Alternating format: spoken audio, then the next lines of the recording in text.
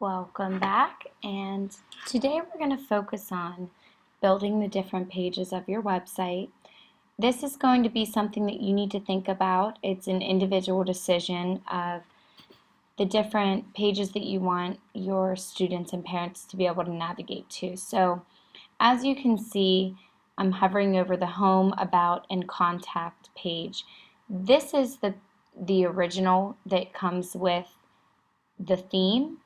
And as you'll see, we can actually edit those. So right now you can see that it's highlighted. We're on the home page. If I click on the About page, it's just a generic page, and same with the contact page. There's nothing changed because we haven't changed anything. So the way that we can do that is up here. We have this series of buttons here. We want to click on Pages, and that's going to be where we can edit all of our different things. So you can see we have home. If I wanted to, for some reason, change the title of that page in the button, I could change that. For the About, I think I'm going to actually change it and make a homework page. The Contact, I would like maybe a page all about math.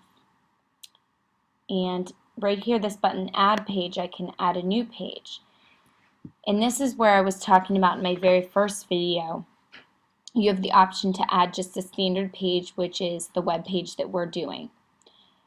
If you are interested in creating a blog, you can make one of your tabs a blog page, a store page, which is where you would sell items, or an external link. So I'm just going to go with the generic standard page, and I'm going to make a page for English Language Arts.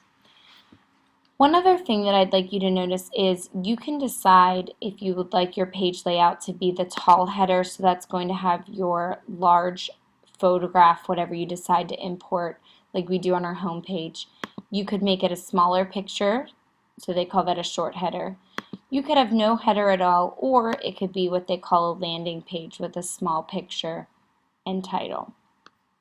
So I'm just going to stick with the tall header page. You can password protect your page so that the people have to know a certain password in order to access that, but as you can see here, that's going to bring up a menu that you have to pay for that feature. So I'm going to exit out of that for now.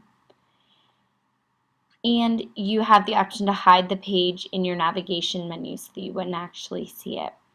But I'm just going to leave that as is, and I have my 4 pages here: home, homework, math, and ELA.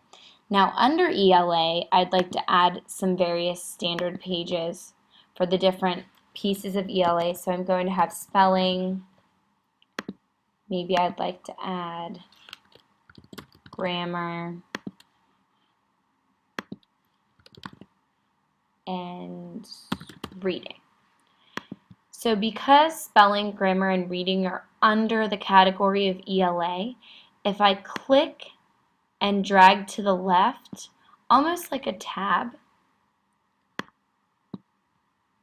when we save and edit, which is what you want to make sure you do so your changes are saved, you'll see it when I come up to here, my buttons. I have my home. I now have my homework button, or I can go back home. Under More, I have my math. It'll take me to my math page. I can click back to home. Under ELA, I have a nice little drop-down menu of specifically the different categories you could go to under ELA, spelling, grammar, or reading. So you will be able to put anything pertaining to just grammar on a page, spelling, reading, and so forth, because we decided to create that drop-down menu. You do have the option under Design to change the font of your navigation menu.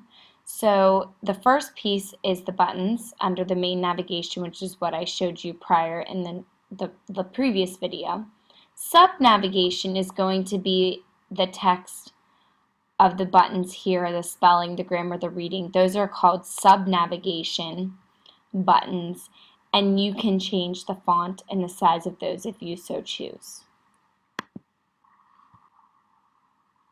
Thank you so much for joining me today, and I look forward to meeting with you next time.